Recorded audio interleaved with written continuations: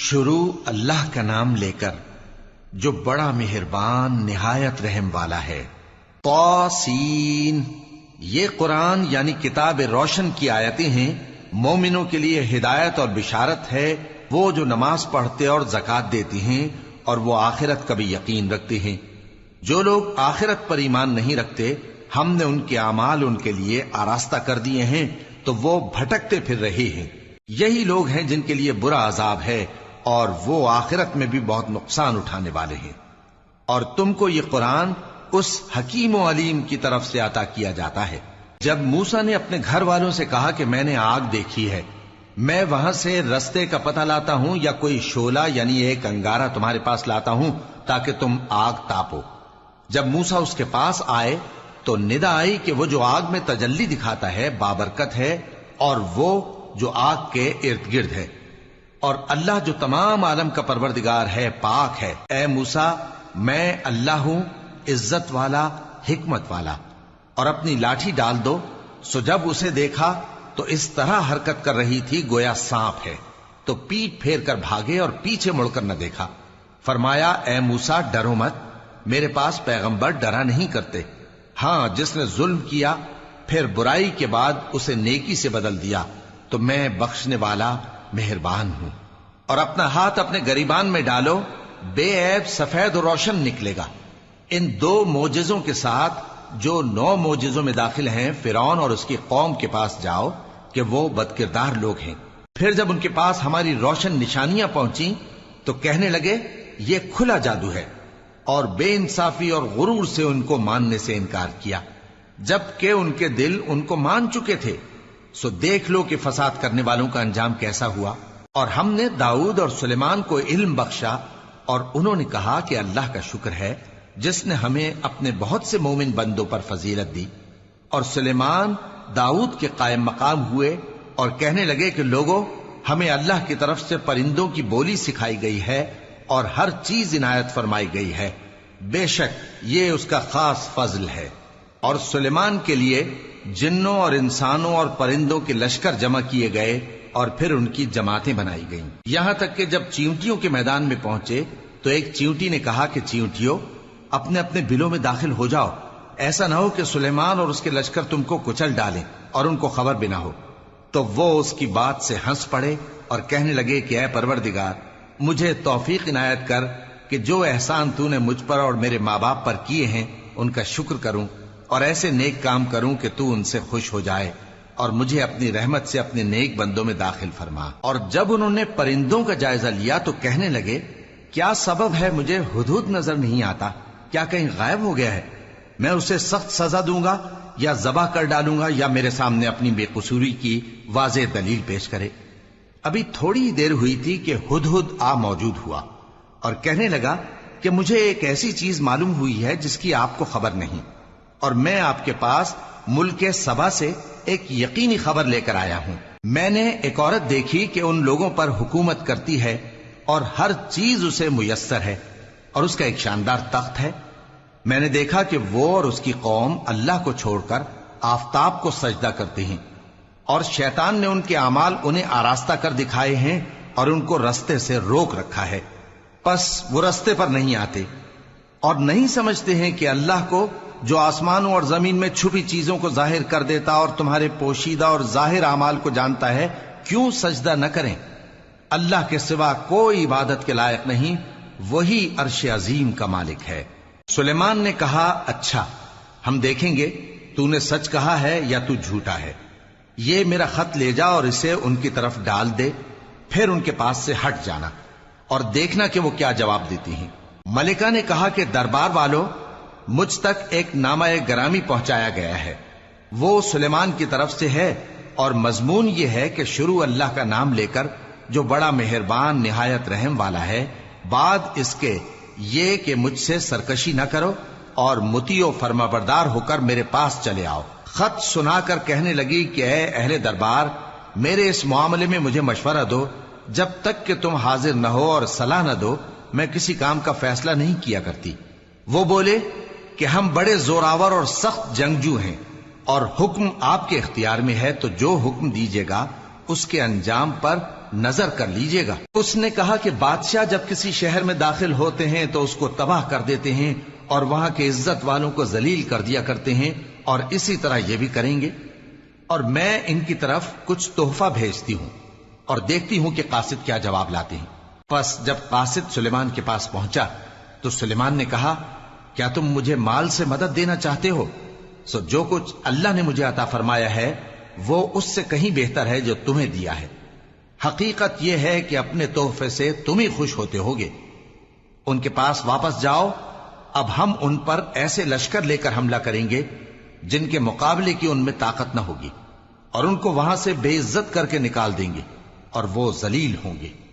سلیمان نے کہا کہ اے دربار والو، کوئی تم میں ایسا ہے کہ قبل اس کے کہ وہ لوگ فرما بردار ہو کر ہمارے پاس آئیں، ملکہ کا تخت میرے پاس لے آئے؟ جنات میں سے ایک قوی ہیکل جن نے کہا کہ قبل اس کے کہ آپ اپنی جگہ سے اٹھیں میں اس کو آپ کے پاس لا حاضر کرتا ہوں، اور مجھے اس پر قدرت بھی حاصل ہے اور امانت دار بھی ہوں۔ ایک شخص جس کو کتاب الہی کا علم تھا کہنے لگا کہ میں آپ کی آنکھ کے جھپکنے سے پہلے پہلے اسے آپ کے پاس حاضر کیے دیتا ہوں۔ جب سلیمان نے تخت کو اپنے پاس رکھا ہوا دیکھا تو کہا کہ یہ میرے پروردگار کا فضل ہے تاکہ مجھے آزمائے کہ میں شکر کرتا ہوں یا کفران نعمت کرتا ہوں، اور جو شکر کرتا ہے تو اپنے ہی فائدے کے لیے شکر کرتا ہے، اور جو ناشکری کرتا ہے تو میرا پروردگار بے نیاز ہے، کرم کرنے والا ہے۔ سلیمان نے کہا کہ ملکہ کے امتحان عقل کے لیے اس کے تخت کی صورت بدل دو، دیکھیں کہ وہ سوج رکھتی ہے یا ان لوگوں میں سے ہے جو سوج نہیں رکھتے۔ پھر جب وہ آ پہنچی تو پوچھا گیا کہ کیا آپ کا تخت بھی اسی طرح کا ہے؟ اس نے کہا کہ یہ تو گویا ہو بہو وہی ہے، اور ہم کو اس سے پہلے ہی سلیمان کی عظمت و شان کا علم ہو گیا تھا، اور ہم فرما بردار ہیں۔ اور وہ جو اللہ کے سوا دوسروں کی پرستش کرتی تھی، سلیمان نے اس کو اس سے منع کیا کہ وہ کافروں میں سے تھی۔ اس کے بعد اس سے کہا گیا کہ محل میں چلیے۔ جب اس نے اس کے فرش کو دیکھا تو اسے پانی کا حوض سمجھا اور کپڑا اٹھا کر اپنی پنڈلیاں کھول دی۔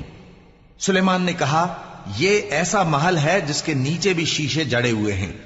وہ بول اٹھی کہ پروردگار، میں اپنے آپ پر ظلم کرتی رہی تھی، اور اب میں سلیمان کے ساتھ اللہ رب العالمین پر ایمان لاتی ہوں۔ اور ہم نے سمود کی طرف ان کے بھائی صالح کو بھیجا کہ اللہ کی عبادت کرو، تو وہ دو فریق ہو کر آپس میں جھگڑنے لگے۔ صالح نے کہا کہ اے قوم، تم بھلائی سے پہلے برائی کے لیے کیوں جلدی کرتے ہو، اور اللہ سے بخشش کیوں نہیں مانگتے تاکہ تم پر رحم کیا جائے؟ وہ کہنے لگے کہ تم اور تمہارے ساتھی ہمارے لیے برا شگون ہیں۔ صالح نے کہا کہ تمہاری بدشگونی اللہ کے پاس ہے، بلکہ تم ایسے لوگ ہو جن کی آزمائش کی جاتی ہے۔ اور شہر میں 9 شخص تھے جو ملک میں فساد کیا کرتے تھے اور اصلاح سے کام نہیں لیتے تھے۔ کہنے لگے کہ اللہ کی قسم کھاؤ کہ ہم رات کو اس پر اور اس کے گھر والوں پر شبخون ماریں گے، پھر اس کے وارثوں سے کہہ دیں گے کہ ہم تو اس کے گھر والوں کے موقع ہلاکت پر تھے ہی نہیں، اور ہم سچ کہتے ہیں۔ اور وہ ایک چال چلے، اور ہم نے بھی ایک تدبیر کی، اور ان کو کچھ خبر نہ ہوئی۔ تو دیکھ لو کہ ان کی چال کا انجام کیسا ہوا۔ ہم نے ان کو اور ان کی قوم سب کو ہلاک کر ڈالا۔ اب ان کے یہ گھر ان کے ظلم کے سبب تلپٹ پڑے ہیں۔ جو لوگ علم رکھتے ہیں ان کے لیے اس میں نشانی ہے، اور جو لوگ ایمان لائے اور ڈرتے تھے ان کو ہم نے نجات دی۔ اور لوط کو یاد کرو جب انہوں نے اپنی قوم سے کہا کہ تم بے حیائی کے کام کیوں کرتے ہو جبکہ تم دیکھتے ہو؟ کیا تم عورتوں کو چھوڑ کر لذت حاصل کرنے کے لیے مردوں کی طرف مائل ہوتے ہو؟ حقیقت یہ ہے کہ تم احمق لوگ ہو۔ تو ان کی قوم کے لوگ بولے تو یہ بولے، اور اس کے سوا ان کا کچھ جواب نہ تھا کہ لوط کے گھر والوں کو اپنے شہر سے نکال دو، یہ لوگ پاک بننا چاہتے ہیں۔ تو ہم نے ان کو اور ان کے گھر والوں کو نجات دی، مگر ان کی بیوی کہ اس کی نسبت ہم نے مقرر کر رکھا تھا کہ وہ پیچھے رہنے والوں میں ہوگی۔ اور ہم نے ان پر مے برسایا، سو جو مے ان لوگوں پر برسا جن کو متنبع کر دیا گیا تھا برا تھا۔ کہہ دو کہ سب تعریف اللہ ہی کے لیے ہے، اور اس کے ان بندوں پر سلام ہے جس کو اس نے منتخب فرمایا۔ بھلا اللہ بہتر ہے یا وہ جن کو یہ اس کا شریک بناتے ہیں؟ بھلا کس نے آسمانوں اور زمین کو پیدا کیا، اور کس نے تمہارے لیے آسمان سے پانی برسایا؟ پھر ہم نے اس سے سرسبز باغ اگائے تمہارا کام تو نہ تھا کہ تم ان کے درختوں کو اگاتے، تو کیا اللہ کے ساتھ کوئی اور بھی معبود ہے؟ ہرگز نہیں، بلکہ یہ لوگ رستے سے الگ ہو رہے ہیں۔ بھلا کس نے زمین کو قرارگاہ بنایا اور اس کے بیچ نہریں بنائیں اور اس کے لیے پہاڑ بنائے، اور کس نے 2 دریاؤں کے بیچ اوٹ بنائی؟ یہ سب کچھ اللہ نے بنایا، تو کیا اللہ کے ساتھ کوئی اور معبود بھی ہے؟ ہرگز نہیں، بلکہ ان میں اکثر علم نہیں رکھتے۔ بھلا کون بے قرار کی التجا قبول کرتا ہے جب وہ اس سے دعا کرتا ہے، اور کون اس کی تکلیف کو دور کرتا ہے، اور کون تم کو زمین میں اگلوں کا جانشین بناتا ہے؟ یہ سب کچھ اللہ کرتا ہے، تو کیا اللہ کے ساتھ کوئی اور معبود بھی ہے؟ ہرگز نہیں، مگر تم بہت کم غور کرتے ہو۔ بھلا کون تم کو جنگل اور دریا کے اندھیروں میں رستہ بتاتا، اور کون ہواؤں کو اپنی رحمت کے آگے خوشخبری بنا کر بھیجتا ہے؟